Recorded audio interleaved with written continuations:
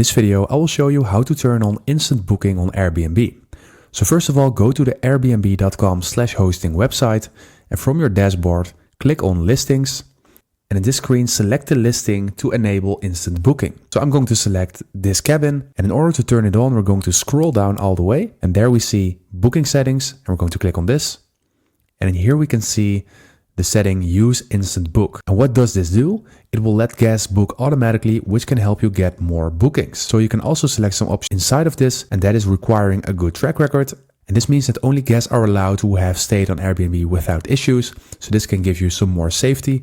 And you can also add a custom message, and guests must read this before booking. So if you want to enable this, go ahead and click on this option in here, and then click on save at the bottom right. And after that, you need to click on confirm. And as you can see, our changes are saved. So right now, instant book is enabled.